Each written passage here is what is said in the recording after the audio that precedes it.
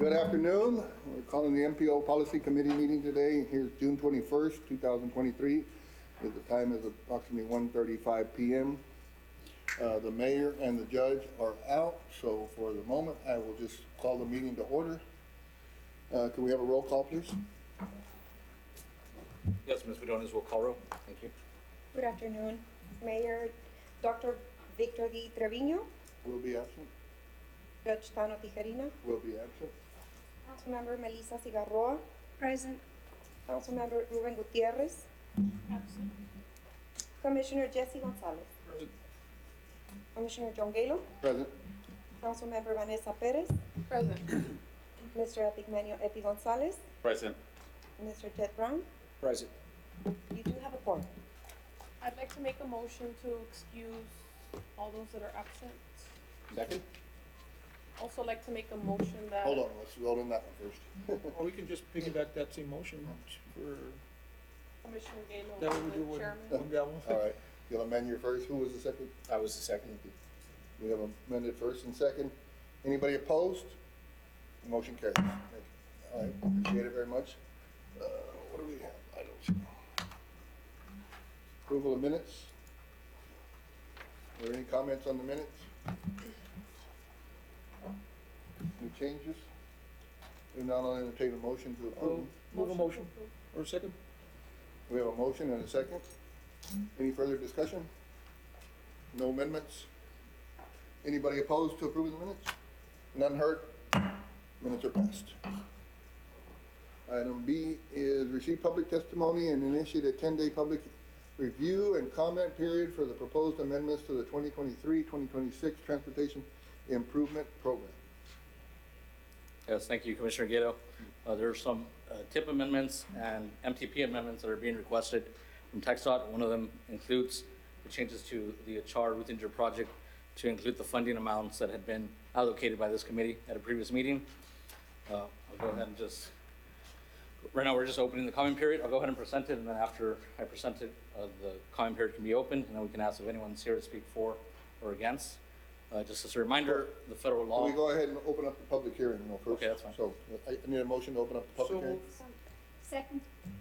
We have a motion and a second. Anybody opposed? Hearing none, the motion passes. Okay, please go ahead. The federal law requires that MPOs, in cooperation with the state and affected mass transit operators, develop a transportation improvement program for the planning areas for a 4-year period. Also, all the TIP documents are subsequently combined to form the statewide transportation improvement program known as the STIP. TxDOT amends the STIP on a quarterly basis. The next revision is in August. So we're bringing these amendments to you right now so we can open the comment period today in July, finalize them, and have them in time for the August revision. That allows TxDOT to do several things with these projects and let some of the important projects for FY23. Revisions to the TIP require that we have a 10-day public review and comment period. The proposed amendments, the first one is we're removing the CSJs for the projects for Achar Ruthinger and combining them into one, CSJ 3843-02002 for the needed location construction of a 4-lane divided highway. And this is because it's been designated as State Highway 84 by the Texas Transportation Commission. So those changes need to be made. In addition, we'll be adding the funding amounts to reflect the strategy that this committee and TxDOT agreed to. So that would be in Category 7 funds, 100 million, 32,488,674 in Category 4 funds, and 15,188,067 in Category 2 funds. I'm sorry, for the record, the CSJ is? The new CSJ is 3840. No, what is CSJ? Oh, that's a control section job number, if I'm not mistaken. That's a number that TxDOT uses to identify projects. The next amendment, and it's a revision of project CSJ 001805-089 for the replacement of a bridge structure at Union Royal Drive. The purpose of this amendment is to revise the existing funding amounts. Funding amounts will be adjusted to increase Category 12 funds from 45 million to 100,921,714. So this is to cover the remaining funding gaps. There's additional funding that's being programmed through the UTP. So we're making these changes. The other one for the Lomas del Sur project, which has already been allocated funding through the MPO Policy Committee, there's just going to be some adjustments with some other funds that are going to be added. The purpose of the amendment is to revise the existing funding amounts again funding amounts will be adjusted to increase Category 2 funds from $23,209,713 to $34,535,033. Nothing's changing to the project letting date or anything at this time. Everything's staying the same. It's just additional funding that's being added to the project. Same thing with the direct connector number 3 and 6, northbound and southbound, IH-35 to US 59 eastbound. So the amendment is to revise the existing funding amounts. Funding amounts will be adjusted to increase Category 12 funds from $39,200,000 to $41,505,334, and add category funds in the amount of $13,001. Revision of project CSJ 0086 14077 for the construction of US 59 interchange at the airport. The purpose of this amendment is to revise the existing funding amounts and project letting date to FY 2026. Funding amounts will be adjusted to increase Category 12 funds from $16,418,996 to $23,640,497. Again, this is the interchange at the airport. The loop project, there'll be an update later today on that. It's still on time. It's just changes to when each initial. If I may ask on that one, that doesn't include any acquisition funds, right, for any right-of-way? I'll defer Or to Tyson condemnation? on that. That's all, that's separate monies? This is just construction money. Yeah. The other ones we have.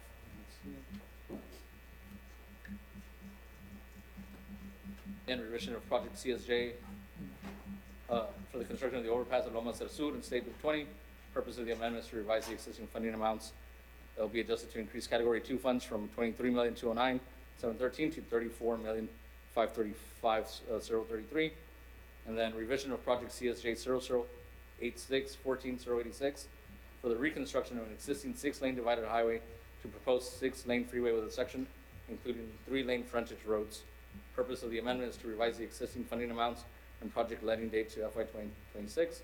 Funding amounts will be adjusted to increase Category 12 funds from $29,290,676 to $57,790,767, and add Category 1 funds in the amount of $19,001. Where is that? Couldn't say the $1. We just approved all the team. And then this is for informational purposes only, the TIP administrative amendments.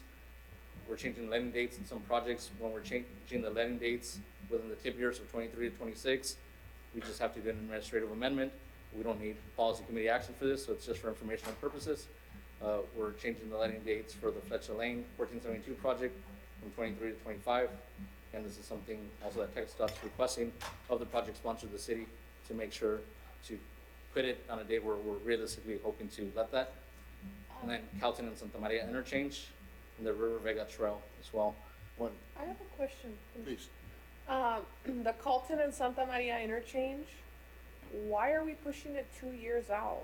And we do have on the agenda today, engineering staff from the city will be here. They're here to present. Is that on that. on It's the an agenda? update. So there's several changes. So if you want, we can, when they do their presentation. That's the one for the, when you change from concrete to steel? Yeah, I believe there's been some changes. I've gone back and forth, and TxDOT's asking to make sure if it's not gonna let right now, we need to move it out 2025. There's a chance if it's able to, if you're able to let quicker, we'd be able to accelerate that project. Well- We're gonna be updating, the committee today on that item. Is it later on? Yeah, it's on the Okay. agenda. It's on the agenda today. Okay. May I ask a question? Please. All right, Juan, a question on item 6. Where is that located? I see descriptions and all the others of where the road. Yes, I was gonna get that for you. Let me make sure that that was Was it in 6 or here. 7? Let me get my binder just to make sure. Actually, I have it here. Which one? Or it's 7, actually. It's Oh, listed as okay, 7 so here, look- just a so- 6-lane.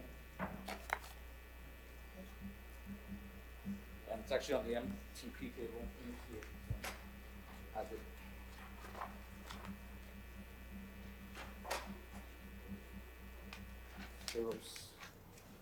Six. Yeah, this is from US 59 to 0.4 miles north of East Corridor Road, which is at the airport. That's from US 59 Might be Loop Uh, 20 then. up to the airport. So it's Okay. that stretch of road on there. So that's the last section of Loop 20, you're saying? What it sounds like. Correct. To where, well, Loop 22, what's gonna become that, US 59 upgraded project. So it's Loop 20, Bob Bullock Loop, Yeah. Highway 59, I-69, it's one of those. Yeah, it's one of those, so you have I-69, and for me, Texas can correct me if I'm wrong, but I-69 is from World Trade Bridge, you know, Aye. out, and then you have US 59, Loop 20, right? And then south of US 50, south of US 59, it's still Loop 20, and then south of 359, it's Loop 20, Cuatro Vientos Boulevard.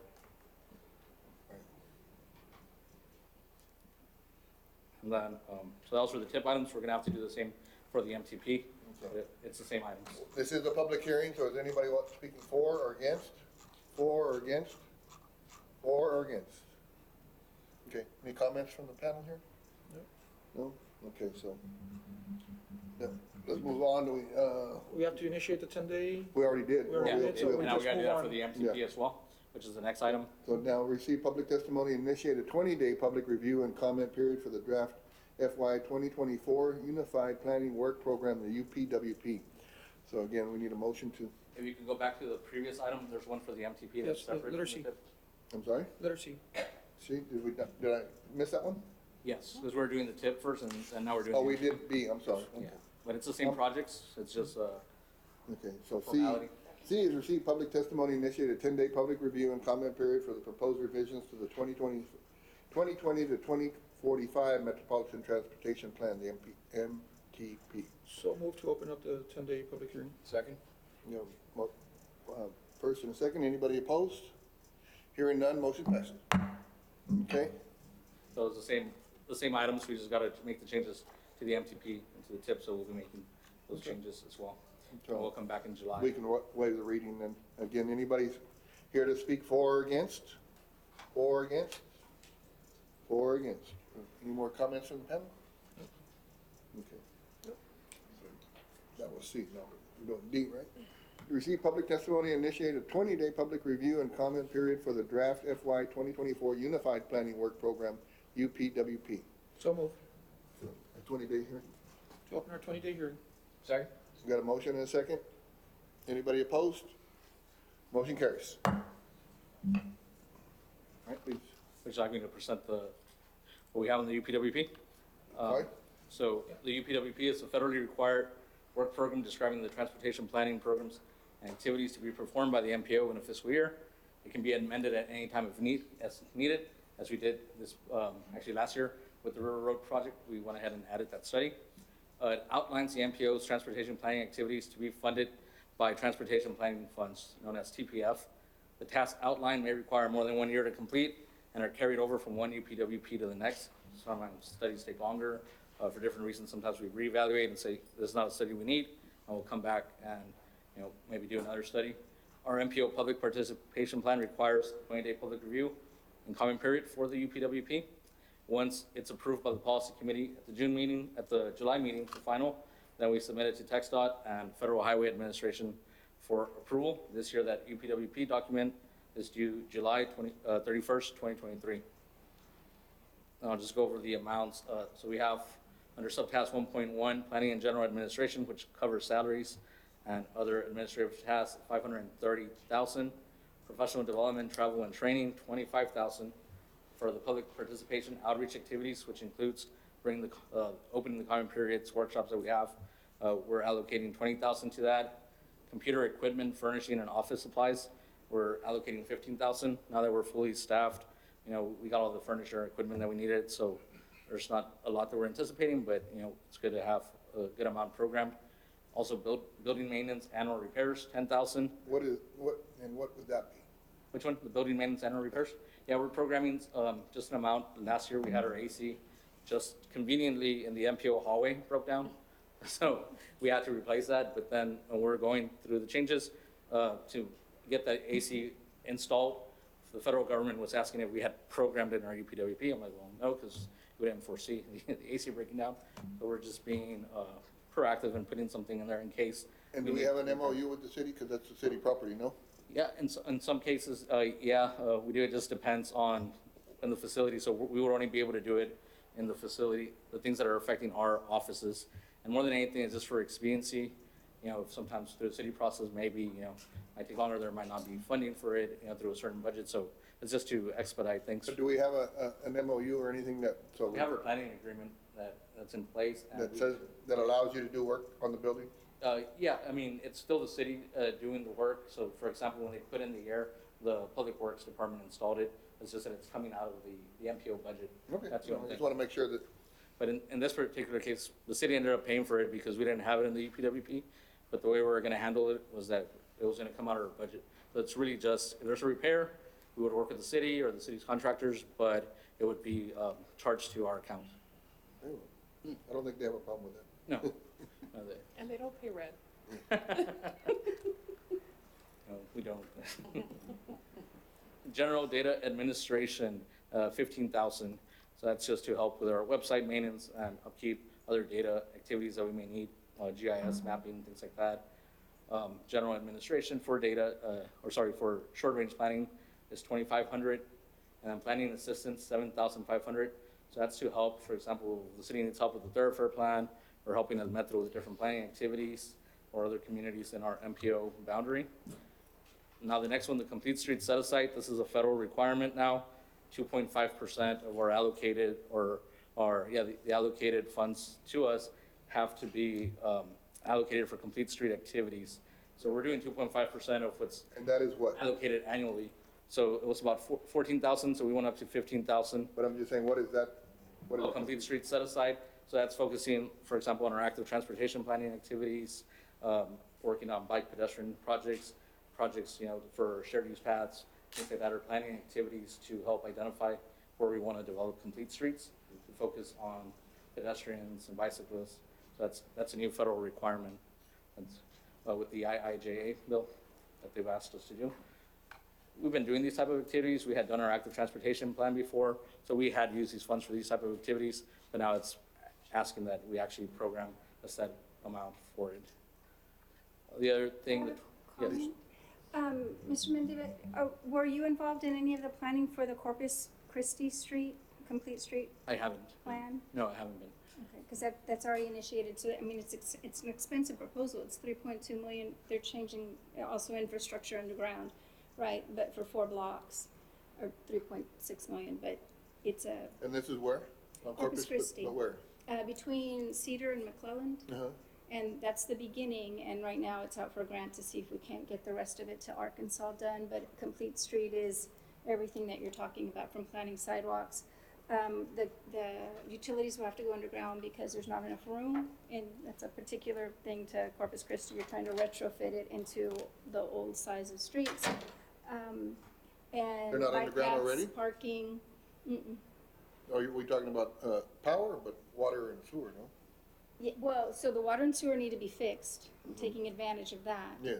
When you're tearing up a street to do a complete street, but overhead utilities, the poles were in the public space in the sidewalk area. Uh-huh. So the only space to go is underground now.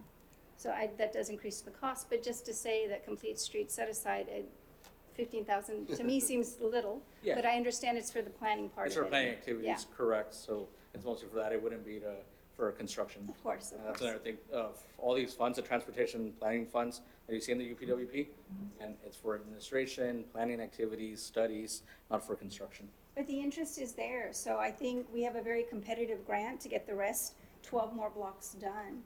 That will be paid for by the federal government, and we're leveraging the money that the city's putting in already on the first 4 streets.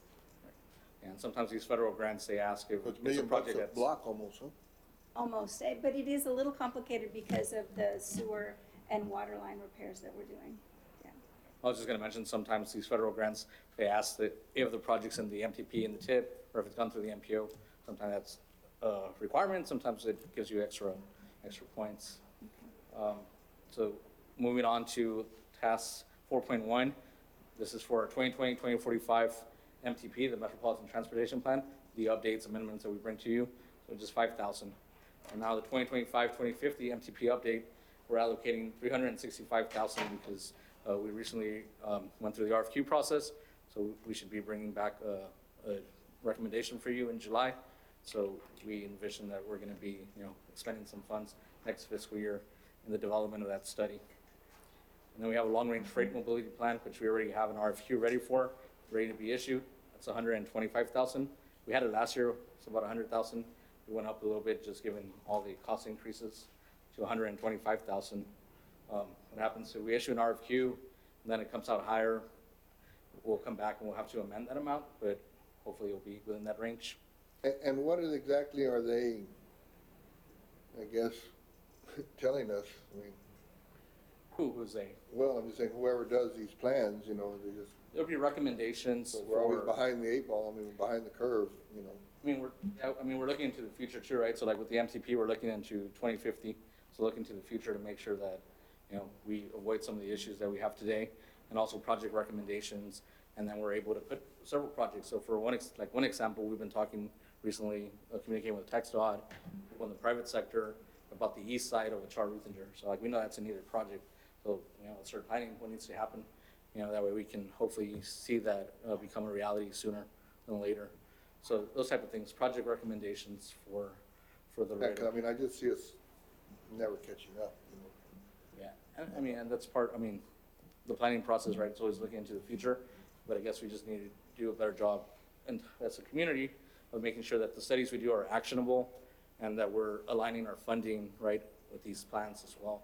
So our job as an MPO is also to make sure that the funding that we're allocating to Category 7, Category 9 is aligned with recommendations in these And previous plans. what's the difference in the microtransit feasibility? The microtransit feasibility study is a study that El Metro requested. So El Metro, Oh, okay. El Metro is looking at the study to provide what would be like an on-demand bus service. This was a recommendation of the comprehensive operational analysis that had been done for El Metro about a year ago. So this is something they're requesting for any new service that they're going to provide. FTA requires that they have a study done. So there is monies in our transportation planning funds that come from FTA as well. So that's why we also do studies for Metro. And then the resiliency study, that's something that the Federal Highway Administration has been asking for. And then also they've asked us to look at the World Trade Bridge expansion project to see the impacts of that on the environment and the surrounding community, with the hopes to propose some projects in the area to relieve congestion, and also with the hopes of helping inform the environmental review process that's going to be undergoing with that project. In summary, we're programming $1,410,000 of our available transportation planning funds. The estimated transportation planning funds available for FY24 equal $2,429,997. This consists of an estimated $562,039 that's going to be awarded in FY24. That's based on previous year authorizations. And then an estimated unexpended carryover of $1,867,958 from FY23. So these are funds that have been carrying over from previous years. So we're programming $1,410,000 of that. That's where I mentioned we need to program another study like we did with River Road. We can add that in because we do have the available funds. We would just need to amend what's being programmed. So again, this item is to open the comment period today, and then we'll bring it back for the final in July. We We did already already. did. Yeah. Move on to that already. So now we're going to E, receive public testimony and approve resolution MPO 2023-05, adopting the following proposed amendments of the MPO laws. This is a public hearing that is open already, so we have one, is amend Article 2, Section 2.1 and 2.2 to allow the chairperson and vice chairperson to rotate every 2 years between the City of Laredo mayor and the Webb County judge. And Article 2, which is amend Article 2, Section 2.3 to update the technical committee membership. Okay, so this is an open public hearing. Do we have anybody speak for or against? For or against? For or against? Do we have any comments here, or what are the wishes of the panel? Oh, were you gonna mention something, Mr. Mendoza? Yeah, I was just going to mention that this is the final vote for the bylaw changes that were presented at the last meeting. So if this goes forward, at the next meeting, the judge would be taking over the chairship. With that being said, I'll move a motion to approve the resolution as shown in Article 1 and 2. Second. We have a motion and a second. Anybody opposed? Hearing none, the motion passes. Thank you very much. Discussion and possible action to approve resolution MPO 2023-06, adopting and supporting the 2023 Texas Department of Transportation targets for pavement and bridge performance measures, the PM2. Yes, so, I don't know, you want to take PM2 and PM3 together? They're two We different can, let me resolutions. go ahead and read. Discussion and possible action to approve resolution MPO 2023-07, adopting and supporting the 2023 Texas Department of Transportation targets for system performance measures, the PM3. So again, these are, it's a federal requirement through the FAST Act and now IJ. This is required, right, for us to be looking at performance-based planning, performance measures. In January, we approved our safety targets for the year. So TxDOT goes ahead and does these targets. The safety targets are done annually. These targets, PM2 and PM3, are done pretty much every other year. And you guys see the timeline here. So right now in 2022, the first performance period ended. The second performance period is beginning. And then the policy committee would adopt the targets for 24 and 26. And I'll share those targets with you right now. In 2024, we'll bring the targets back. TxDOT at that time does a mid-performance report, and that's when it's due. And then we would have to just reaffirm or adjust the targets for 2026 at that time. And then in 2026, the second performance period would end, and then it would begin the third performance period. So for the PM2, these are the pavement and bridge condition targets. Again, these targets are done by the Texas A&M Transportation Institute in coordination with TxDOT. So these are statewide targets. So as an MPO, we have the choice to adopt these state targets and just make sure that we're incorporating them in our planning process. So to go over these, the percentage of pavements of the interstate system in good condition, the baseline was 64.5%. The 2-year target in 2024, 63.9%, and the 4-year target in 2026 is 63.6%. Not moving very much. No, and they're using actual like data and when they're creating this, so that's part of the reason, right, why you see this little changes. Percentage of pavements of the interstate state system in poor condition, the baseline was 0.1%, but the target for 2024 is 0.2%. 4-year target for 2026 is 0.2% as well. Percentage of pavements of the non-interstate national highway system in good condition, 51.7% is the baseline. The 2-year target is 45.5%. The 4-year target is 46%. Now, is that the state as a whole, or are we talking about just this MPO? It's the state as a whole. So they use the data from around the state and they create these targets. And then we just have to make sure, for example, in this one, for example, pavement and bridge condition, the projects that we're doing along the loop to upgrade that would be in support of helping these targets statewide as we're improving pavement conditions. So that's an example of that. But what about the places that are already bad that are not getting improved? So at the state, so I mean, that would be something that we need to identify through our planning process, right? We're doing those long-range plans, that freight plan, you know, we need to make sure that what we're doing aligns with these performance measures. So we need to be looking at that, making sure that we're making improvements to those areas. And we're doing that, you know, we're helping the state move the needle on these targets. Like I know in Webb County, we don't have many, but, you know, for these big rain events, you notice, you know, 35 was closed and 59 gets closed. And so obviously they're gonna need flood mitigation on those, you know, elevate those areas or whatever. And it goes back to the statewide resiliency work that the state's doing, and hopefully we would do here as well. Great.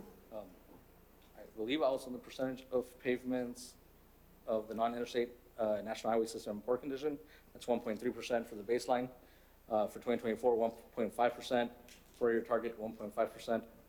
Percentage of the national highway system bridges classified in good condition, 49.2%. And then 2-year target, 48.5%. The 4-year target, 47.6%. And then finally, the percentage of national highway system bridges classified in poor condition, 1.1%. 2-year target, 1.5%. And that 4-year target is 1.6%. And then for the PM3, this is the service performance measure targets. Again, this is measuring travel time reliability. This relates to congestion. So we want to do projects that help relieve congestion, right? The percentage of the person miles traveled on the interstate that are reliable, the baseline was 84.6%. 2-year target was 70%, and the 4-year target is 70%. Percentage of the person miles traveled on the non-interstate national highway system that are reliable, baseline was 90.3%. 2-year target 70%, and the 4-year target is 70% as well. Now for truck travel time reliability index, which we know is huge for Laredo with all the freight industry we have, the baseline is 1.39, 2-year target 1.55, and that 4-year target also 1.55. So that's just an index looking at the 95 percentile of the travel time reliability for trucks over the average. So just lastly, as I had mentioned on the PM2 and PM3 measures, we just need to work on it, with TxDOT to move the needle on these targets, and we got to make sure that we're coordinating with them and stakeholders and programming this in our projects, and also making sure we incorporate it in our planning process. Very well. I'll entertain a motion. I'll move a motion to approve both resolutions, letter F and letter G, which is PM2 and PM3. Second? I have a question. Please. So the TxDOT maintenance needs it, like, is there like a schedule of maintenance on the bridge and all of that, or is that up to us to identify what needs to be maintained? How are we supposed to determine what needs to be maintained? Is it does TxDOT doesn't have like you built it in such a year, and then every year it needs to be kind of like maintained? Or I'm just worried that it's falling on the MPO for this bridge maintenance and highway maintenance stuff that we might not detect that it needs to be maintained until it's too late. No, I mean, Is that, am I understanding? no, that wouldn't be the wrong? case. It wouldn't fall on us, and that's why the cooperation is necessary. So as an MPO, we're helping with the planning to make sure those things are avoided, but TxDOT, again, I mean, if it's on their right of way, they're responsible for that maintenance. Sure. And just to answer your question, Councilwoman Perez, we have Category 1 funds, right? And that's generally what we use for our preventive maintenance of roadways, and we also have Category 6 for maintenance of bridges and things like that. So as part of our requirement, we develop a 4-year plan. So we're always looking at every year we overlay or rehabilitate roads, and we're adding a year, the 4th year basically, right? So we have a 4-year cycle of preventive maintenance on all of our roadways, right? So, and that's something that we do basically at the district level. So this one would be, because if you go back to the other slide, it's These are performance measures. Yeah, it's just performance measures, targets. Okay. So it doesn't include maintenance and all No, that? No, Okay. that's still on us. And TxDOT and TTI work together on data. There's a lot of data available on conditions of the roadways, the bridges, and for all across the state. Okay. But yeah, we just need to work with our project partners and in our planning, making sure that we're incorporating this. But it's not our responsibility to make sure that a bridge is maintained, because we're not responsible for the right of way. We don't own the right of way as an MPO. So we also inspect bridges every 2 years, on a 2-year cycle, right? And they identify things that may need repairs, and we either make a decision to do the repairs in-house or basically contract that work out, so. Okay. We have a motion and a second. Call for the question. Anybody opposed? Hearing none, motion passes. Okay, item J, presentation by the, oh no, I'm sorry, H, discussion possible action on the Char Ruthinger Road project. What do we have here? Thank you. So, I can start off on that, but I know we have TxDOT and the city here. I think they're gonna give us an update, but we were in attendance at the Texas Transportation Commission meeting last month in May, and they did designate the Char Ruthinger project as State Highway 84, as I had mentioned earlier. 84? Yes, that's correct, State Highway 84. That cool? Yeah.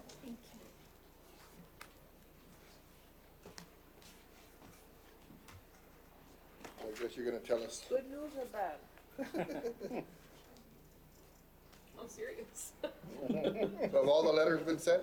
Good afternoon, Chairman and members of the Commission, Ramon Chavez, City Engineer. I hope to bring good news all the time. I'm not a bad news guy, I hope not. Okay. All right. Okay, good. So, before you are packages that were prepared by our office, at the engineering department in coordination with, real estate and TxDOT, of course. And we're here to present the status on the now State Highway 84. As Juan mentioned, on May 25th, the Texas Transportation Commission took action on designating what previously was known as Char Ruthinger Road, which will be now State Highway 84.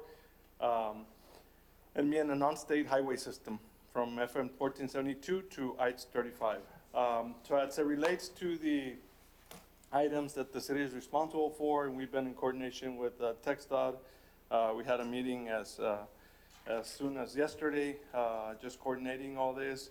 All the parcels, we've received the appraisals for all the parcels, for all 8. Last couple of them yesterday. All of them have been already sent to the appraiser who will be evaluating these. And this is a TxDOT approved appraiser who's a third party, and this appraiser will be certifying those appraisals. Okay, so you got an appraisal, excuse me, then you had to send it to TxDOT Appraisal District so they can certify. Well, they have certain appraisers that are approved by TxDOT, which we've already sent all 8 to this appraiser, and he will be certifying. So once they're certified, then you will issue the letter to the owners. That's correct, yes. So, and then they have how long? 2 weeks? Well, the owners, I don't have that. What I do have is the time, at the end of your package there for a chart route engineer, there's a schedule there on what we're estimating for the appraisals.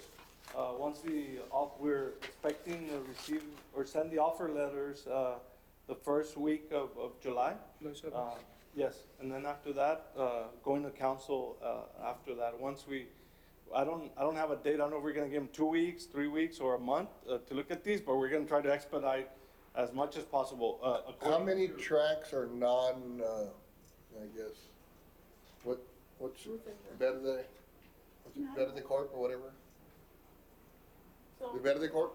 Yes, they Green don't something? The 1, 2, and they're in your package, 1, 2, and 5 are Verde Corp. Okay. And you can see them all there. We put them in this format to be easy to identify and understand how much area and how much acreage we're talking about. So you have to worry about 3? Where does it say Verde Corp? No, it says a India trust. Char Trust, I'm sorry, India Char Trust. Yeah, But it's Verde. Yeah. oh, Yes, India, the ones you see labeled India Char Trust, those are the ones that Commissioner Galo is referring to. Mr. Chairman, may I ask him? So, we're not having any issues with the acquisition anymore? I know we had a hiccup with 1 or 2 of the parcels. To this point, and no. Again, They're already- once we send these offer letters, then I think we're gonna get into those serious conversations and just being able. Well, we got one of them's also Ruthinger, so that should be. Right. So you have parcel 7, parcel 4, and parcel 3. So really you only have 3 outside parcels, right? Correct. Cool. And so, and that was part of the discussion yesterday with TxDOT as we were looking at some of the utilities. And we're gonna focus on the chart trust, and also on parcel 6, which are Ruthinger trust. the bigger parcels, that will, probably, count for more than 95% or 98% of the total area, I'm gonna say. Question. Yes. So the utilities is not gonna be an issue, and then aren't a lot of these parcel owners donating the land, where we're not gonna have to purchase? So it? that's our, hoping all of them. Right, I mean, that's our understanding Everyone as of should this be on point. board. Everybody's looking at working with us, and again, we'd like to, once we send those offer letters, we'll get into those conversations with them. But right now, the idea is that they're all willing to work with us, and to donate, I believe that 'cause that's. the understanding has been to donate, but by law, they must send these offer letters. yes. Right, right, So, Right. I mean, obviously, they could change their mind once they see a dollar amount, say, Yes. all right, I'll take it, you know? right. Right. Now, and if that happens, then acquisition does TxDOT. No, City is the responsible city for the does. acquisition. Okay. The city is responsible. Okay. Right. And does it show here on the amount? Yeah, so if we Does it want. show Oh, they don't, I don't, right now, well, one, I don't want to disclose that, Yeah. for starters. Sure. And then, the other part is that they're still not, certified by that Very third well, party. yeah, so really it's only 3, and we think it's 3 tracks that we have to worry about. Yes. Yeah. And then, the city's, additional responsibility on this project is utility coordination. That's moving along very, very well. We feel that we're ahead of schedule, and we want to keep it that way. So we'll continue working on this project. Very well, thank you. Any other questions? Anybody from the audience? Do we know any, do we, no, it's, no action? No action. No action, right? Okay, so now we're gonna have, where are we? That right? Discussion of possible action on the MPO and member organizations representation at the June 29th Texas Transportation Commission meeting and any other matters incident thereto. I guess we already got a report that we got a new name, right? Yeah, we got a new name ready. At the next meeting, on June 29th in Austin at the Texas Transportation Commission meeting, they're gonna be presenting the draft UTP, which is gonna include those HR amounts that you saw right now and those tip amendments, with the Category 2 and Category 4 funds. I know the committee had expressed interest in attending this meeting. So far, I believe, Mayor Pro Tem Vanessa Perez and Licencia Roa have expressed interest. I believe they're also going up, with the city for maybe some other meetings, additional meetings, but we put this item just to make sure that you all were aware that we're attending and see if there's anybody else that's wishing to attend. So from what we are aware of, the UTP draft will be presented at this meeting and the final one in August. It's pretty much final, right, when they're presenting this draft. So we want to go up and thank the Transportation Commission for their support for adding a Char Ruthinger. And then I know the city consultants were also trying to coordinate some meeting with some of the transportation commissioners for one-on-one meetings prior to that date. But this is just more for informational purposes or if there's any action taken. Any comments? My only comment, I've made this earlier, is that when we go to meetings like this, if we stand up and make a public comment, that we send a really good delegate that speaks well for Laredo and Webb County and makes us look good. Right. So there needs to be some coordination and to make sure that when they're up there, hopefully if it's speaking on behalf of the MPO, they're speaking as one voice. We need to hire an actor then? Matthew McConaughey said he could do it. Yeah. No, Mayor Pro Tem Pettis will be there. I'll be there. Okay. Good job. I'll try to do my best. Take the kids. Don't scare them. No, the kids won't, they'll be playing somewhere. All right. Very well. So now we got presentation by the Regional Mobility Authority, RMA, on the River Road route alternative studies with possible action. I'll make a few comments and I'll turn it over to the consultants. And I'm very glad that Mayor Pro Tem Pettis is here because this falls within her district. This report was finished timely. I'm excited about the fact that it's done and we're now able to present it. If you'll recall, when there was a motion made to proceed with this, one of the words that used, Commissioner, was actionable. And we keep hearing that with these studies. So hopefully the work product is something that will allow us to take the next step. Possibly in today's meeting, the way that the agenda is worded is possible action. I would think if y'all like what you hear, that the formal action would be to adopt it, which allows us to give a little bit more traction and teeth to move on it. Like with anything else that's presented, there's a dollar amount there, and the thing that we all know, you all as elected officials, me as an appointed official, and Epi as district engineer, is there's just never enough money for these. I know that when I became chair of the RMA in November of 2019, this roadway, which is approximately the same length, was estimated at $60 million. Now, in 2028 dollars, it's like $155 million. Everything keeps going up, so the faster we can get stuff done, the better. The conversations that we've had and I think it's previous to Epi Services District Engineer, is I believe TxDOT sees this road as a local street and not necessarily an on-system road, so we have to get creative on how we come up with monies to build it someday. Back to the last comment I'd make before I turn it over is Mayor Pro Tem held a town hall meeting many months ago. The roads that were, and it was to talk about everything in her district, but transportation became probably, to me, the biggest topic of discussion. It was well attended. Congressman Cuellar, Representative Richard Raymond, Juan was there, I was there, Tito was there on behalf of TxDOT. The roads that they identified as being really important to the members of the Mines Road, those that reside out there, were at Char, Vallecillo, River Road. And knowing that things need to happen with the Mines Road, that's a given, but they really are excited about the River Road project. So hopefully one way or another in the coming years, we'll figure out how to put the money together to get the road built. Well, has there been any discussions with Henry? I know Yeah. He did say he would He come would- in he to would help help out. fund there was, the monies that were allocated for the wall were there, and I don't know if some of them are still there. But, It doesn't work that way. well, I know they just did it in Arizona. So, I don't, That's what I'm saying. So you can say, in lieu of the wall, we need this road, and Border Patrol wants the road. and 2 points to that. One is, Congressman Quayle had asked me at one point, what is a project that really isn't on the radar that should be on the radar? And I said, I feel pretty strongly about the River Road project out off the Mines Road. And let's clarify, this River Road project is not the one we see at City Council all the time that runs adjacent to the river. This is a paved public roadway off of the river. So it's a separate project, but it is, as you pointed out, Congressman Quayle has an interest in this project, and maybe there's monies in Washington that can come to this project. If we can't get it out of Austin, maybe we can get some help out of Washington. I know there was dedicated funds that were sitting there. They've allocated a lot of them. And I think there's still some money. And I don't want to take too much steam out of the presentation we're getting ready to give, but one of the things that we want to do as an RMA is create what I'm, an innovative funding committee. I've got one of the members that's agreed to serve, Arturo Dominguez, here with us today. He's a board member of the RMA. He represents the district appointed by Mayor Pro Tem. The county's appointee to the area is Deanna Palacios. She's going to serve on that committee. And then a resident of the Mines Road who's very dialed into transportation, Robert Morris, would like to serve. So I'm putting together some people to help us come up with ideas on how we can get money. So I'll turn it over to Melissa Montemayor. Thank you, Chairman. So good afternoon, members of the Policy Committee of the MPO. For the record, my name is Melissa Montemayor. I'm representing the Webb County City of Laredo Regional Mobility Authority.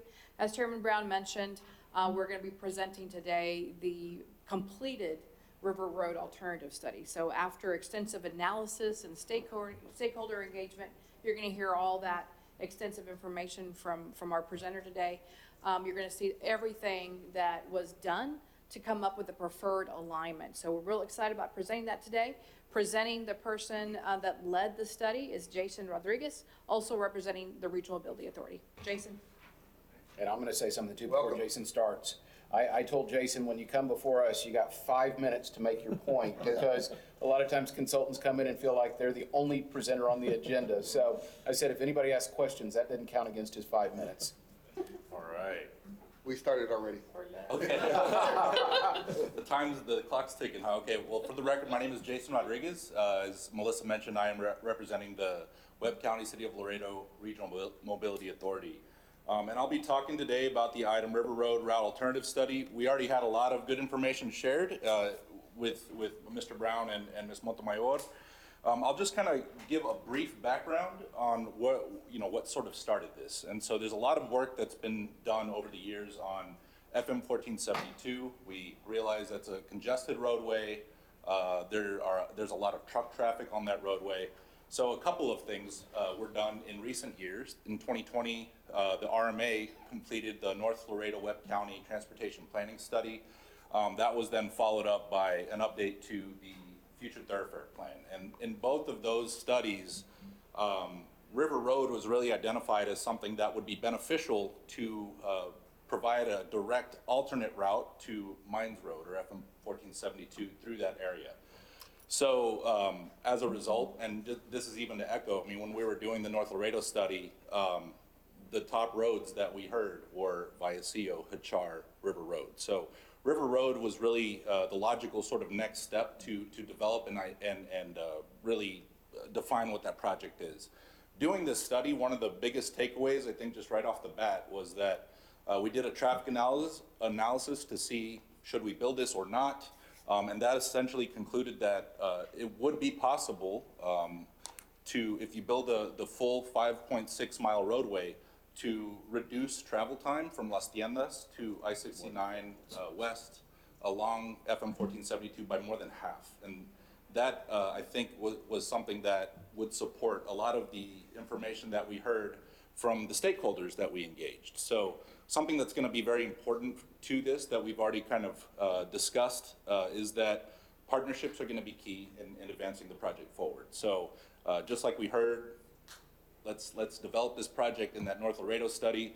We did, as part of this study, bring 6 alternatives before a series of stakeholders. We had a series of meetings in October of 2022, and more than 70 individuals representing 12 or so organizations. There were a couple of others that were sort of individuals themselves gathered, and they gave us input. I mean, sure, we have a lot of data to look at, to analyze where should this road be, how should it be built, but those individuals really did help us to interpret what that data means. They helped us to understand what their goals were, what their objectives were, what some of the issues were in the area with regard to transportation, helped us to gain an understanding of the plans, both local, state, and federal agency level, and then we also heard from developers and property owners in the area as well. So just to reiterate, the sort of graphic across the bottom here is just saying this is the project development process. We are at the very beginning of that process. What we've done is defined a project. And the next steps are going to be to really identify who the partners are and formalize agreements. So identifying the funding, obviously this is something, as Chairman Brown mentioned, you know, one of the things that we're gonna have to do is figure out how to pay for it. And as he mentioned, 154.8 million is the fiscal year 28 figure. In fiscal year 23 dollars, that's really how we started the estimate.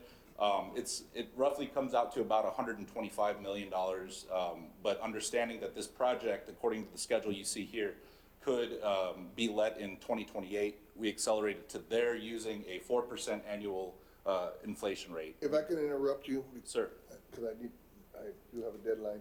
Can we move forward to the actual road itself and see, I want to get comments Sure. from everybody, because if there is action, we know, we've already gotten the costs and all that stuff, and Gotcha. we know how to do it. So let's talk about the actual alignment.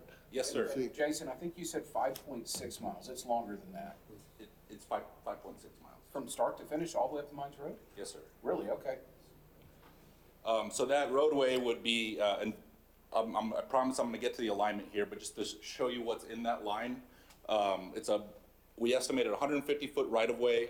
What you see are 2 lanes in each direction split by a median. That median is where turn lanes would be, where future expansion of the road to 3 lanes could be, 10-foot shared use path on the west side, presumably where there would be more of a residential sort of land use, whereas you'd have the sidewalk on the other side, the east side of the roadway. And the line that you see on this map, on this slide here, is the preferred alignment that the study is recommending, which throughout the process of the study would be alternative 5. So essentially the next steps from here to actually move this is to, I mean, it's really to find the funds. I mean, immediate next steps would be to, for this policy committee, for city council, for the RMA board themselves to all adopt by resolution that this is the preferred alternative we'd like to advance. That really just sort of officially puts a bow on it, saying this is our basis for beginning the discussion to find who the partners are and then actually identify the funding for building the roadway, formalizing those partnerships, that sort of thing. In the next 24 months, ideally what we would do is get started by getting into schematic and doing an environmental process that would be conducive to allowing us to pursue federal funding as part of the mix there. Jason, So, I'm gonna stop you too. Commissioner, we certainly would want the county support too, and if it's a project y'all wanna see move forward, it really comes back to trying to figure out how we take the next step. Councilwoman? I mean, are you familiar with this at all? I mean, or is this the first time you're seeing this The first time alignment? I hear this. Okay. No, well, I hadn't seen the alignment.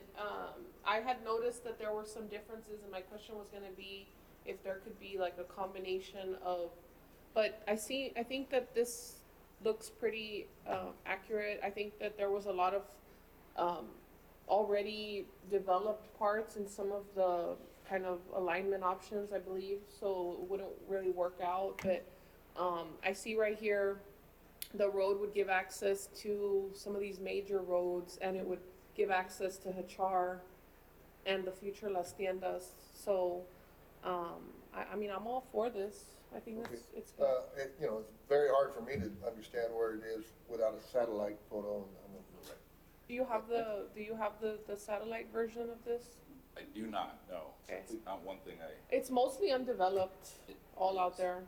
Well, I actually, what I'd like to see too, along with the satellite photo, is lines on their ownership, so we know who this is impacting. I think that to really understand it, kind of goes back to the HR project, is knowing who the various property owners are, because some of them, informally have said in the meetings, oh, I'm excited about this, I'm gonna donate. Others have said, or haven't even commented on it.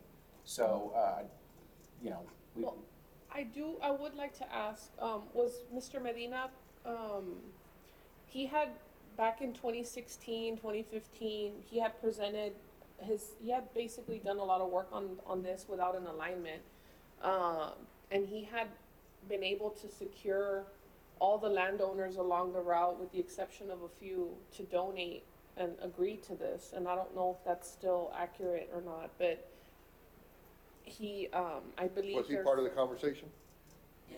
He did participate in one of our sessions. What I would say is that the study allows us to have a basis to have those, engage in those conversations. Because he more may directly. have already done some of that preliminary, getting everybody on board work. You're correct, Councilwoman. So Mr. Medina was instrumental in sharing the information that he had worked on in previous years. We use this as a basis for the analysis of this alignment. So, you know, that was part of the mix of analyzing his alignment, then taking other stakeholder information, of course, with the constraints that we found, geometrics and then physical constraints as well. But to answer your question in a short answer, yes, we did take his information into account to develop this alignment. Okay, well, this is gonna be only for vehicular traffic, no trucks, right? That was the assumption that we moved forward with, and honestly, that was because we heard that overwhelmingly from the stakeholders we engaged, so. and Commissioner, to that point, the trickiest part becomes the north end where there's master planning going on, where this road may be going through areas that are planned for industrial. We have the planning director here, so these are things that we have to Oh, coordinate yeah, and you already look got at. Pinnacle and all that going up, and, you are gonna, I don't know if there's any access to the max, I'm not sure about that. because you do have I don't know. Pinnacle and all that in the way, right, in between. So I almost feel like we need a workshop with the city to go over this before it gets presented to council or before it gets presented to the commissioners, to get more information and have a meeting with you to understand it better. When we can wait on a formal action by the MPO, once we have a better understanding of what the city would like to do. I mean, we put this study together with the MPO because we were asked to. We don't have the money to build this, but we can do our part to help get it done. It's just gonna take time in identifying where the money comes from. It took us a long time to come up with $45 million for Vallecillo. This is $155 million, so, it's. Today. Yeah, well, no, it's 125 today, but it's a lot.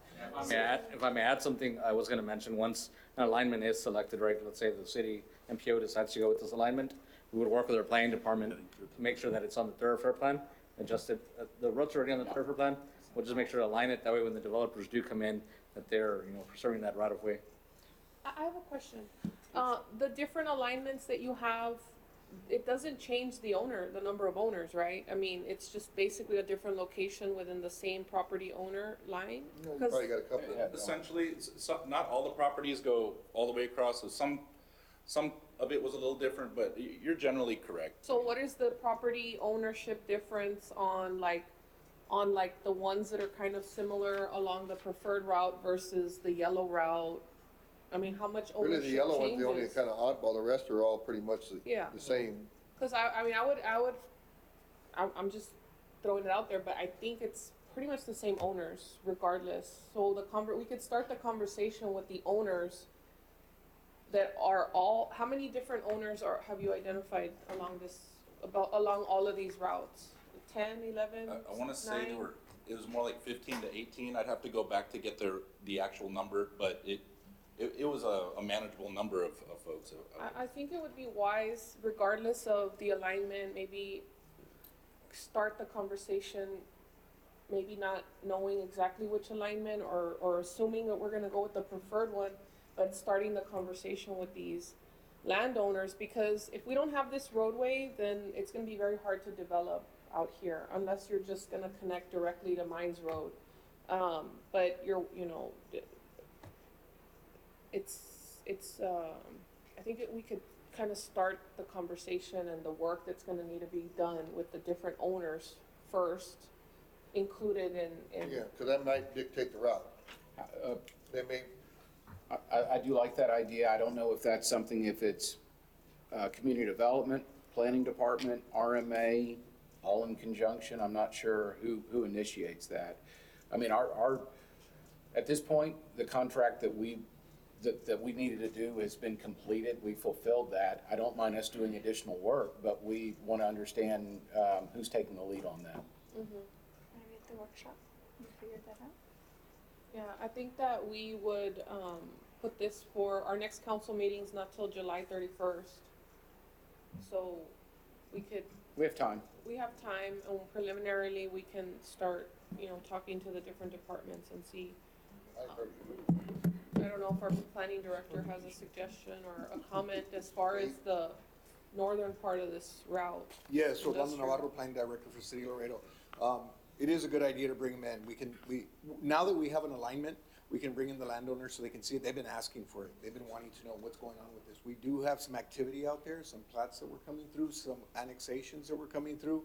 So we really need to get this put down and visit with the owner. And then if there's an owner that doesn't have an engineer, I think they need to get an engineer to represent them so that we can get everybody ready for this. So I'd gladly take the lead and just make sure that we start that conversation. Can I have a question? Would it be possible for you to initiate that workshop sometime in July before the next council meeting through the planning department, or do you need council directive to do that? No, we can have a workshop on this, and we could have it here. I just have to coordinate the date. It might be worth it to have something in July before the next council meeting so we can kind of start. Yeah, 'cause I think it's very important to have the owner's input because, they may have, depending on the size, one of them may have more, desire for one route versus another. And Commissioner, if I may, this actually kind of works hand in hand with the conversations we're having on the TRZs. I've had both Orly and Miriam contact us to want to have another presentation at City Council for the North Laredo TRZ, and I reminded them we still have the Cuatro Vientos TRZ, so we need to have a workshop on that. But this ties to there could be some funding through a TRZ too. Some monies could come to the project. I'm thinking if it's possible, maybe through the city to set up a workshop, and it doesn't have to be the only workshop, but maybe the first one with the landowners and the interested parties out there at the Faskin Center, the Faskin Rec Center in July, and I can coordinate the availability of that, and we can announce it through our channels, if that would be okay. Sure, we can do that. And, one of the things they've been asking is how many bridges would be needed, so they're going to be asking those questions. Do we know? Well, I'm sure the alignment was probably based on. We do. Yeah, it's in the study. Yeah, we would be able to provide the information on structures and things like that for this alignment. How many are needed for that one? How many bridges? Off the top of my head, I don't know, but what I do want to say is that in total, it was certainly less than half a mile worth of bridges. I'd need to Maybe check. half a mile worth. Yeah, it's in the report. When you just add up all the lengths of the bridges, Above ground structures, not Right. on grade. I remembered it more like that than number of bridges, but. And that's probably that has a big impact on the cost. No, yeah, no. Yeah. That went into the picture. Yeah, I mean, so a lot of culverts, whether box culverts or round culverts. Yeah. Yeah, because, you have a lot of drainage through there, Will be. a lot of elevation change. Yes, please. Is this the least costly alternative? There was one that was slightly less, but we're talking just a few $1 million. So when we're projected out that far, not having all the information, it's kind of a wash. Mr. Chairman, I do have another question. And I'd like to ask Arturo Dominguez if he could give input on this one. There's bike lanes out there behind La Bota that he coordinated to have, and I know that we've been talking about these bike lanes, not bike lanes, bike trails, like biking trails. Mr. Dominguez, I wanted to ask you, because you're the one that built these bike trails, are all of these alignments affecting the bike trails? It doesn't matter. We do more. Doesn't matter? We can build new trails. This is Yes? more important. So, okay, so we would just rework those. It's gonna help you get to the trail, right? We'll build more trails. That's Okay. not a problem. Okay, thank you. That was a good answer. Yeah, Yeah. Yeah, and I was gonna mention the full study, or the study, not with the appendixes, but the study, the summary is in your packet. You'd like to look at that, and it shows you the comparison of the alternatives, which one had more bridges, which one had less. So that you look at all that criteria that is in your packet, if you're interested in looking at that. I have another question. Yes, please. If this road is to be residential and forgive my ignorance, but it looks as if La Bota is the most densely residential area, the farthest north, on the south part of it. Is the expectation that there'll be more residential development? Because I know it does go through some industrial, but is there going to be more residential development along this river road? no. So how do you prevent the trailers from taking advantage if the road is going to be where those industrial parks are That'll gonna be be? police enforcement. Enforcement. Well, I'd like to say, I know the max is scheduled for residential. Yeah, there's residential. So eventually it'll fill Okay. in. Yeah, so the future land use will have residential out by the max, but you'll hit Mines Road before you even get there. No, I And think- Verde and Green Ranch has, But I'm just saying they can get out to 1472 and then come back in, so yeah, they no, don't need to it's, connect. But I'm just saying you will have more residential traffic, and then you still have workers who must travel and don't want to compete with the trucks. yes, it's mostly for the labor force, but we do have that problem on Riverbank, where Riverbank from the loop connects to Mines Road and then turns into Killam, and we have a lot of trucks that use that, but it's not designated for trucks. There, if I may, there was a number that was in the report, and if you said this, I didn't hear it, I apologize. And I'm gonna change one word, but as many as 15,000 cars could be diverted to River Road, in year one, and 40,000 by 2045. Something that's really important to point out is River Road is gonna take traffic off the Mines Road. So where we have a bunch of problems on the Mines Road, hopefully that gets a little bit better because of River Road. I'm sure we all. By the time it's built, Yeah, I mean, it'll only get worse, but. yeah. I guess the question is, looking at that congestion and getting it off the Mines Road, but the majority of congestion is still south of that? Or no? Forgive me, I don't know. South of this project's southern termination point is Aquero and River Road. The bridge isn't far south of where this starts. So there's a lot of traffic congestion in that whole area. And something that, as that area develops, mostly in single-family residential on the west side, there'll be a lot of east-west roads that do come back to the Mines Road for circulation, but, Yeah, I was gonna add to that, most of the congestion, a lot of the congestion is that what the data shows is pretty much at I-69, north of that. So this route will allow you to eventually get to I-69 Around it. out, or connect to Riverbank, which is already built, and go around on the west side of Mines Road, so it would provide that relief. But yeah, I think a lot of the congestion, especially with the trucks, is just north of I-69. There's still some south.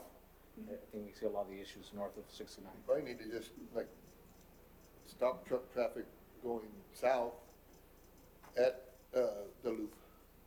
And make them go on the loop and get 35 instead of going down 1472, where you do have all the residential. Yeah, we kind of did that with the pilot program. You still have Fletcher and them that they have to be allowed to go to, but I'm saying the trucks that don't need to be there shouldn't be there. But anyway, if we could move on, because I do need to leave here pretty quickly.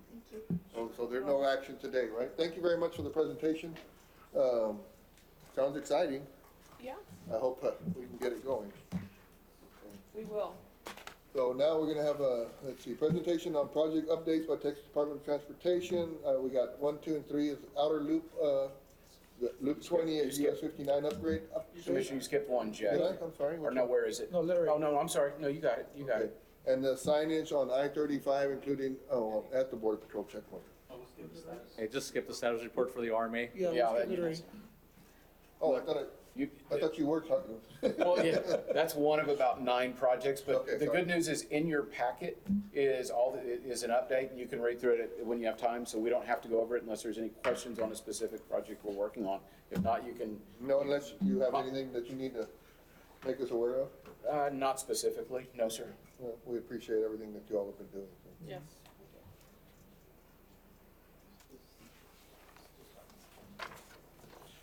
Make sure we can make it quick.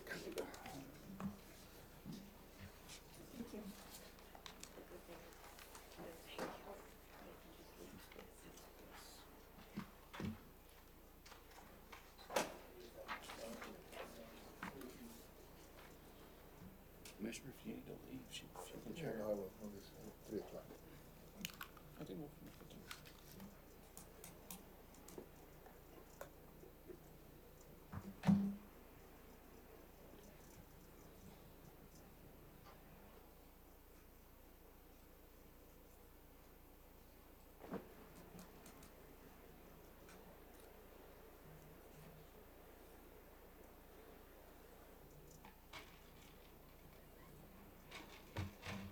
Good afternoon.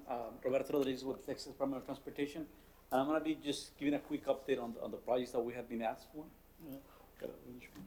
The first one is the Laredo Auto Loop. The state, a couple of years ago hired Jacobs to do a feasibility study, where they completed, this was at the fall of last year. They completed a feasibility study. And as you all can see on the slide, now we're moving into getting a consultant and start developing our schematic. And shortly after, we'll be going with, start working some of the environmental clearance. And then after that, we can go with right-of-way utilities. So pretty much what you have right there on the screen and on your slides, it's kind of a time frame of the project development phases and where we at right now with that project. Well, really, my question is gonna be about alignment. The 359, 59 portion. I know, the openings are rapidly disappearing, so. We did, we actually split up the loop in three phases. One of them is from 35 to 59. Mhm. The other one is 59 to 359. And the last one is from 359 south to 83. Yeah. And so the alignments, actually the one from, they all pretty much came from the original study back in 2007. And on our website and the Laredo, on the Texas.gov, you type Laredo Auto Loop, it gives you all the alignments. And it also shows you the preferred alignment that we had selected. And I don't know, we might wanna break it up, Commissioner, in 359 to Montana Heights? That's probably one, yeah. Because We talked we about got that, yeah. water lines going in, we got all kinds of things happening over there, so there's gonna be a lot of development, I think, going on. Yeah.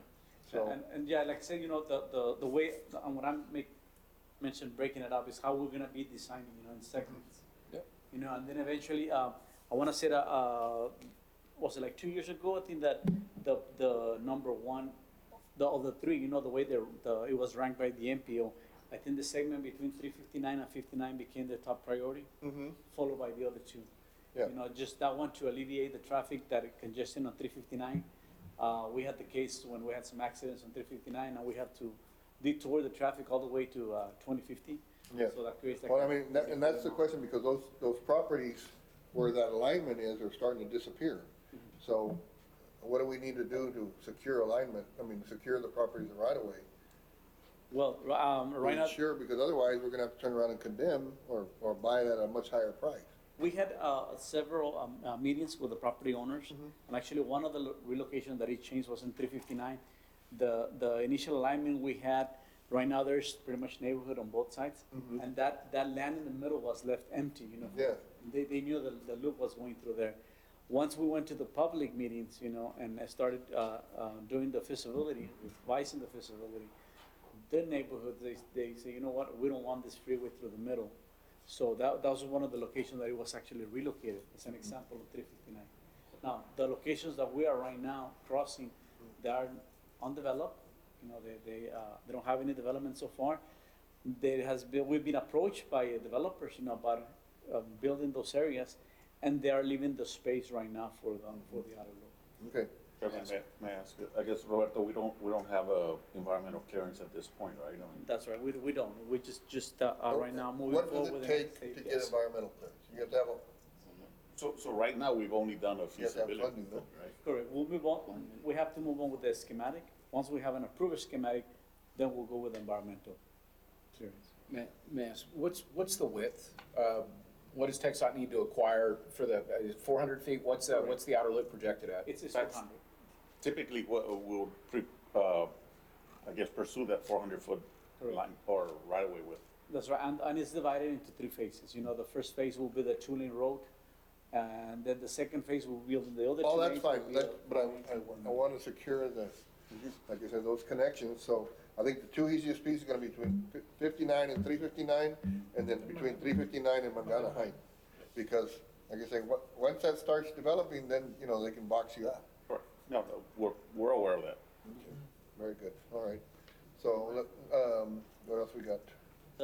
The next project is the US 59 project, and y'all are aware, you know, the project is letting in August of this year. It's about close to 6 miles in length, and that goes from International to just south of the airport.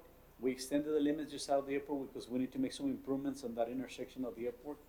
Since we're gonna be building the 4 overpasses at the International, Chilo, Delmar, and Jackman, and we need to go down to International with this project and make some improvements. at What's that happening intersection. at TAMIU? Anything? Is that good? We'll have in Tamiyu, actually, we have the interchange. I mean, I'm sorry. We have- Not on here. It's a Chilo, University, Delmar, and Jackman. International is. In that order? Or in any specific order? Well, you mean for construction? Yes. No, for construction, we actually, the first, it's we came out with the latest construction determination is about 5 years. For the first 10 to 12 months, what you're gonna see in the construction is the relocation of the utilities. On this project, we're going with a joint bid with city water and sewer, so you're gonna see all those relocations of the services. The next phase will be, we're gonna be building the 2 lanes of what's gonna be on the most of this area, the northbound frontage road. We're gonna be building one side of the road, the northbound. And then after we open up the northbound, we're gonna be shifting the traffic to that side so we can be reconstructed what's gonna be the southbound. And after that, we'll start building the bridges in the middle. Similar to what you saw in McPherson International, we built them side roads and then we came back and built We them. talked about it. Yeah. That way first. So, but on TAMIU, you're gonna have An overpass. an overpass, but I Yes. mean, it won't have exits, right? Correct. It will be at. You'll exit at the- Del Mar or Jackman, right? Yeah, it's, that's right. Yeah. So the overpasses that are gonna be built is the Chilo, the University, Delmar, and Jackman. So the 4 overpasses. And I'll ask again, in that order, Shiloh, so we're going from north to south. That is right. But, Actually, Chilo, Delmar, University, and Jackman. Okay. are you asking like the order of The construction? order of construction, yes. Okay, well, I think the order of construction, we're gonna go actually from the south. North? Right, but like Roberto said, the first phase is gonna be obviously the utility relocations. Correct. Then we're gonna build what's gonna be the future, northbound frontage road. And then we're gonna shift traffic, then we're gonna construct the southbound frontage road. And then we're gonna begin The overpasses. building overpasses. So But the overpasses you're saying, I'm sorry, the overpasses you're saying we're gonna start from south to north? correct, But are they all gonna be open at the same time, or are you gonna build one overpass and? correct. We're gonna leapfrog, so that we can maintain intersections open for access, right? So, So you will build one and then open it, correct. and And then then, build. so Okay, build so the it's other one, not but build them once all at the same once the previous one is constructed, so that traffic can Sure, utilize it. So I remember it being south to north, but then because of the one by the airport, it's gonna be difficult, they kind of shifted north to south, starting with Shiloh. So the one at the airport is not part of It's this not. project. The airport interchange is not part of this project. Yeah. But that kind of shifted, it started in Shiloh, if I'm correct, or didn't I hear that? No, wait, That's what I remember before, just, I think we had said, since the airport was gonna be at the end, you're gonna start north to south on the overpasses, but On the overpass. I think that's something we had heard before. So, Anna can, Well, just start. Yeah. yeah, we're, Yeah, and that's our proposed, construction, I mean, the schedule and construction sequence. Once, sometimes the contractor, they will come in and they'll propose their own, traffic control to kind of expedite some of these interchanges. On the interchanges, what I mentioned, remember that the sequence, we're gonna go south. Yes, Anna Duncan with TxDOT for the record. What you're recalling is that we had three phases initially, which was the northern phase, which was International, Shiloh, and Delmar. We had a second phase, which was just Jackman, and then we had phase three, which was the airport. And originally, and I remember, Mr. Galo, you commented how the airport should be the quickest one, we can get in and get out, and that was our intent, to start there and go north. Then we had all the other issues come up, so we said, switching Armory, gears, the we're kitchen. going north to south. So that just means in the project itself. So now we're doing that northern project. And then more recently, with the impact that we had from right away at the armory and the kitchen, we were able to adjust the limits of those projects, that we were able to also include segment two, which is Jackman, as part of that northern one. So now we're doing north to south, as in we're doing that project first and then the airport project. But for the first project, the sequence of construction will be everything going south to north. So as we're doing our utilities, we'll do the joint bid. When we start our frontage roads, south to north. When we jump to bridges, south to north. And that way we can target the most congested area, which is Jackman. And as Mr. Gonzalez was mentioning, you know, we'll be able to construct one, open it, use it for our traffic control to try to minimize the amount of impact we have to traffic. Very good. So construction timeline, 5 years, 3 months, this is with everything, all the overpasses, all this. That is correct. Except airport. Except the airport, obviously. Yes. And then in conjunction, we're gonna be hopefully in Lomas del Sur as well, somewhere around there, right? Right. Hopefully. And really that schedule is to, you know, to account for material availability. You know, right now there's certain materials that require a longer lead time and things like that, right? So especially when it comes to like some of the utility work and materials for water lines and sewer lines and those type of things, right? So. Okay. Then finally, the signage on I-35 at the checkpoint. I think all the traveling public's been very frustrated with the truck traffic. Correct. And we had our Director of Traffic Operations kind of follow through. I know this request have come several times, you know, to the MPO. In order for us to put signs over there, enforcing signs and having that to enforce the right lanes only for trucks, according to the Transportation Administrative Code, we need to have a minimum of 3 lanes on the interstate. So right now, it can be signed, but it cannot be enforced, you know, by the law enforcement. So what we're doing right now, as part of the 35, I mean, we're moving north to widen it to 3 lanes. As you're aware, you know, we're gonna do the Uniroyal, Charlotte interchange. Now we're coming with the US 83 railroad grade separation at mile marker 18. And then that one ends about mile marker 20. And then from there, we have a consultant already on board. They're doing schematic and PSNE from mile marker 20 to 30.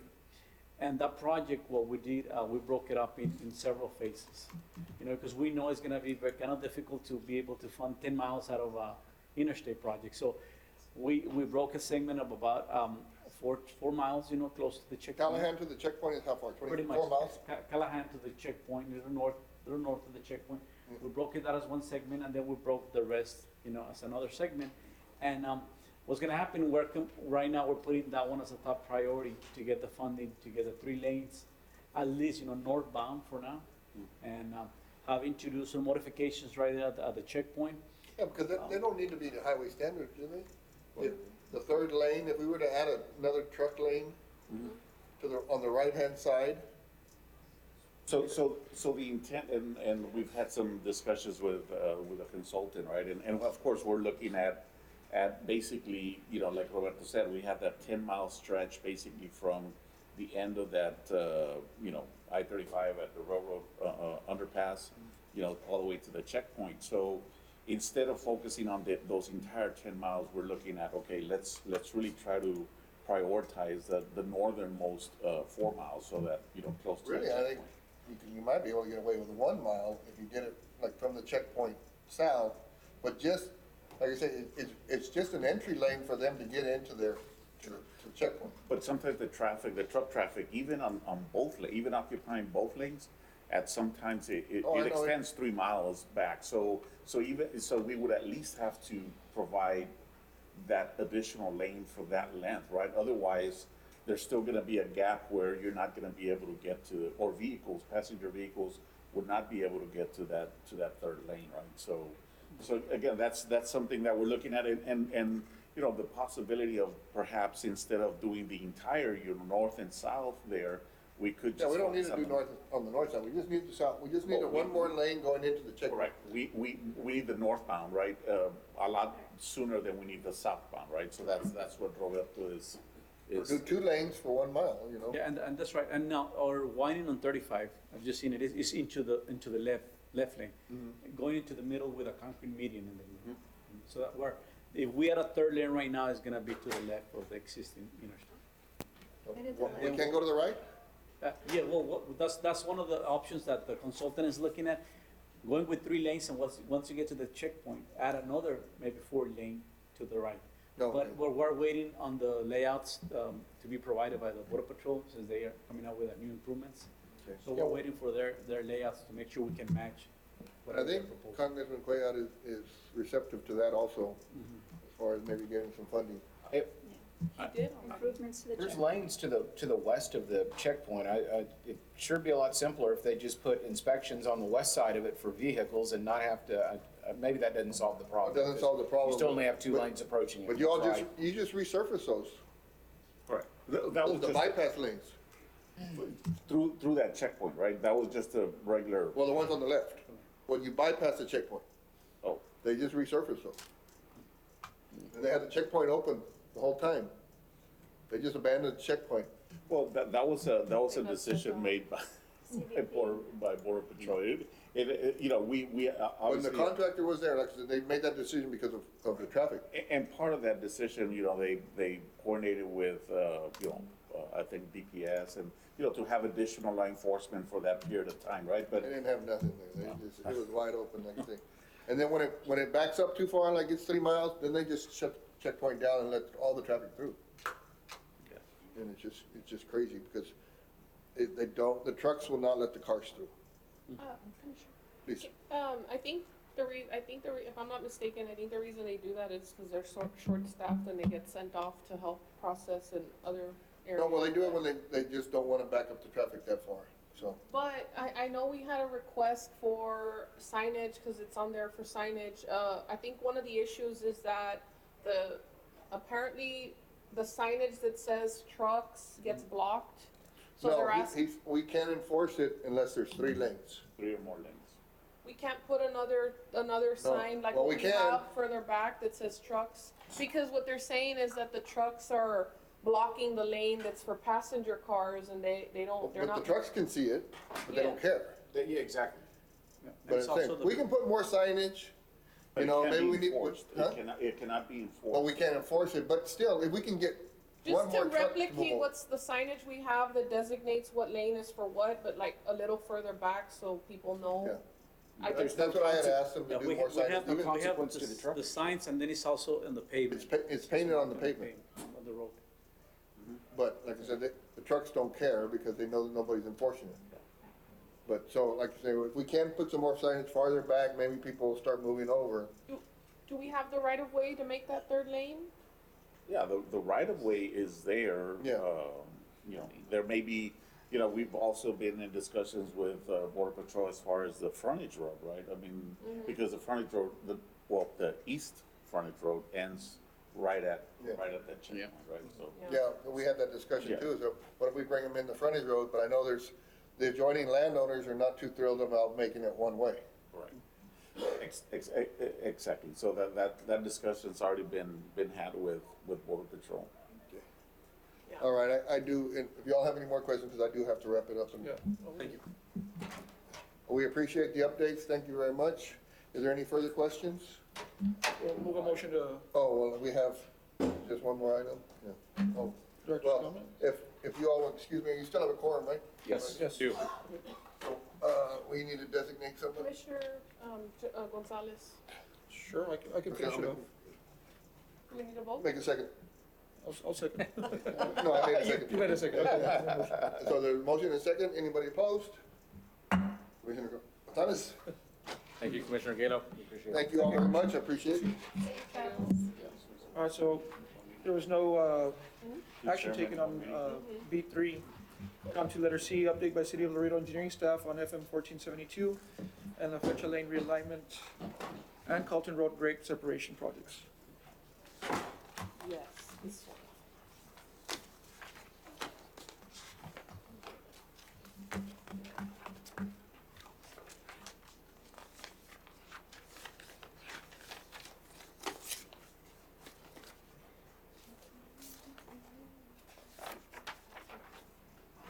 Good afternoon, Chairman and members of the Commission. Ramon Chavez, City Engineer. If I can start before my presentation, I know there was a question regarding the letting date. So our consultant schedules on both of these projects, we have an earlier letting date. TxDOT is recommending that we place the May 2025 date. Understanding that these projects, this one in particular, Flecha Lane goes back to May of 2011 when it started, so 12 years ago. Very long time. And so for that reason, TxDOT is recommending, I know they have some additional justification why they feel that it's best to accelerate a letting date rather than extending a letting date.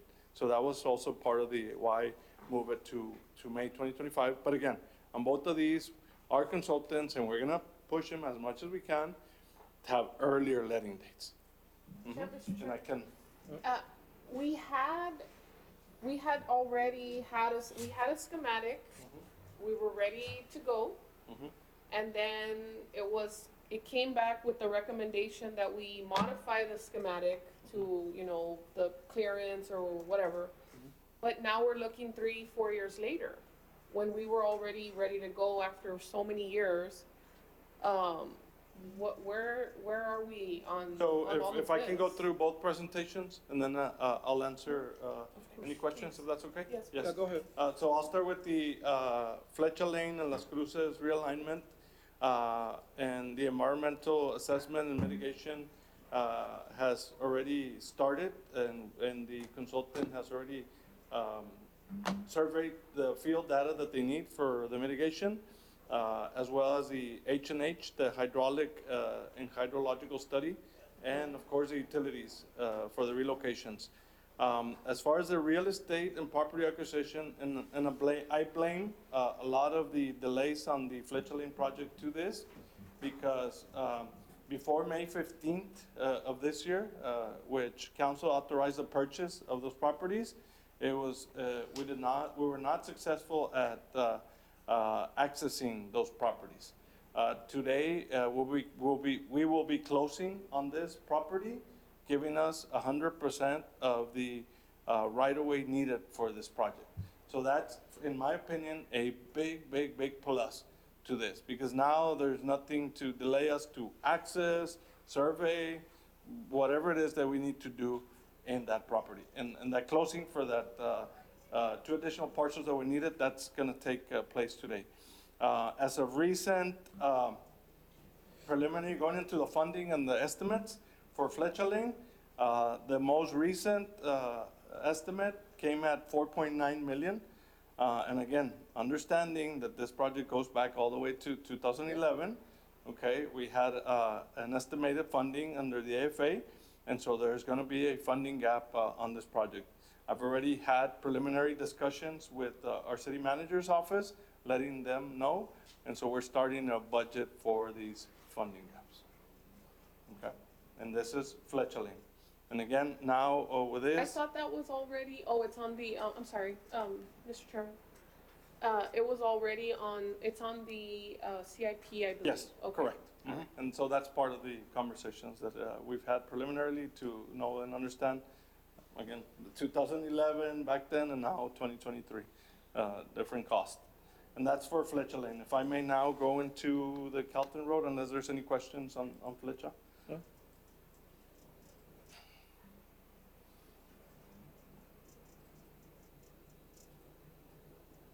And all of this does help the connectivity on the Mines Road, Yes.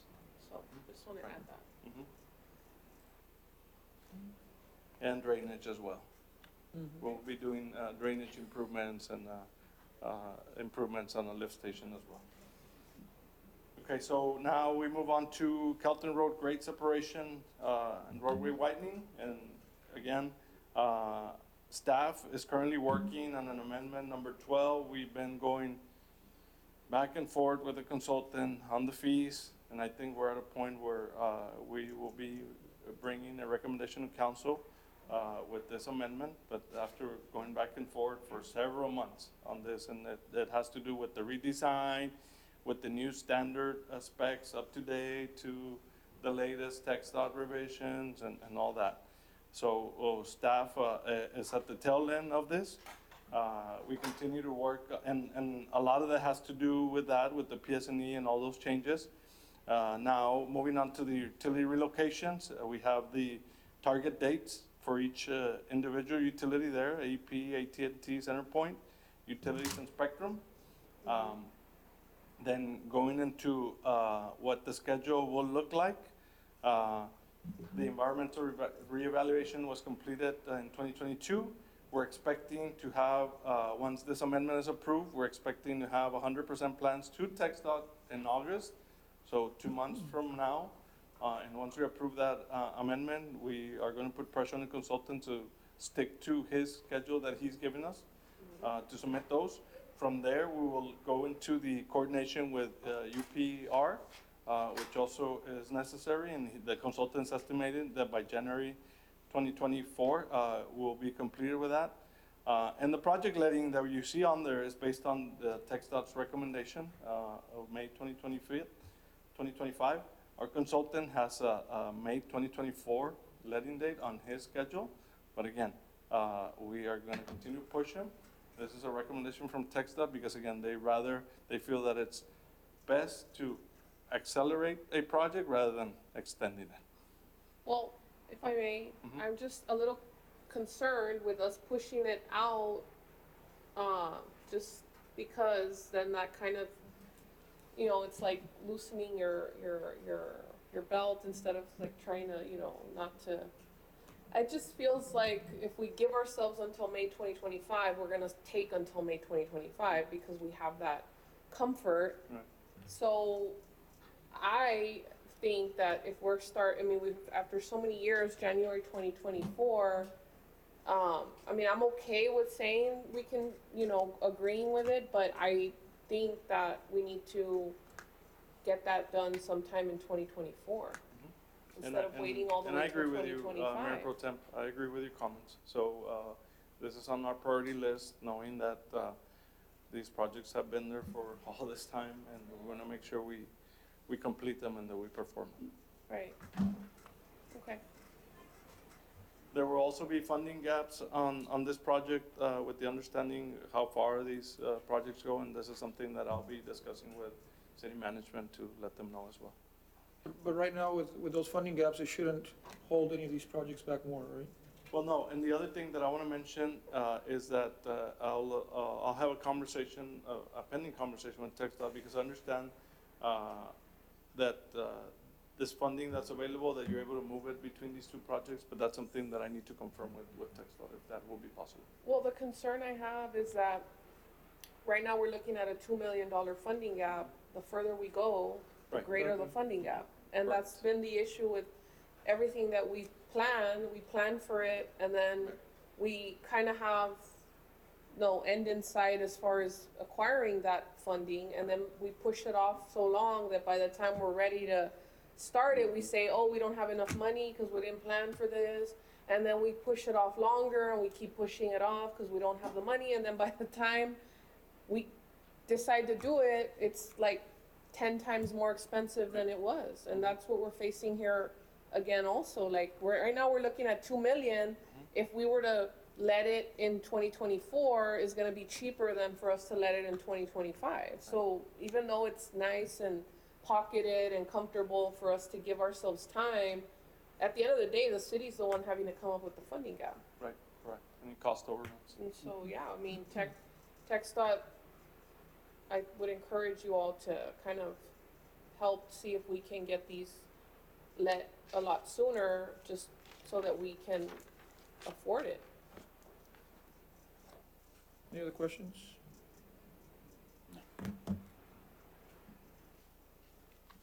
Thank you. Okay, so we have no action on 5C, no action on 5C. We're moving on to. Do we need to approve it? We don't need to approve it? And we're Just making an the update. administrative change to the tip on those years. If for any reason the project is able to be led in '24 and we need to bring it back, we can do that, or they can accelerate it. Thank you. The way it's written right now, we have no, No we action. can't approve anything, right? Yeah. Okay.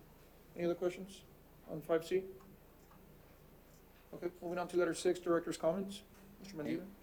Thank you, Commissioner Gonzalez. I know it's been a long meeting, so the report is in your packet. Some of these things I already mentioned. For example, we'll be traveling next week to the Texas Transportation Commission meeting. The link is also there in the report in case you would like to get the agenda or access the live stream for that. And then in August 22nd, we go into the Texas Board of Trade Advisory Committee meeting. It's going to be held in Brownsville. And then we did attend an in-person FHW workshop on congestion management process in Austin. And then, as I had mentioned earlier, the MTP, we did issue an RFQ. So we're hoping to bring a recommendation in July to start that process. And then we have the upcoming meetings. And I did want to mention just one important thing. We do have a staff member who's celebrating their birthday today. Ms. Gracie Briones. Happy birthday. Birthday.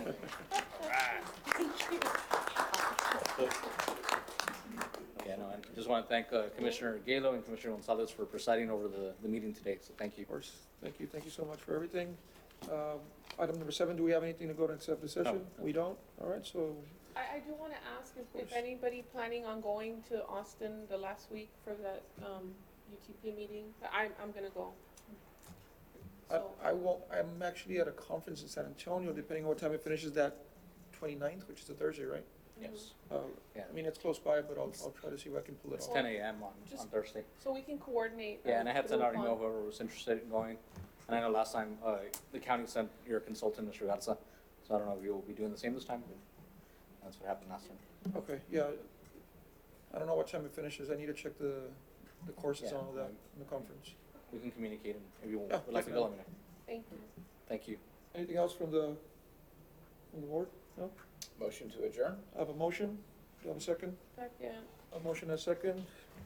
Motion carries. Motion Thank adjourned. you. It is 3:17. Thank you.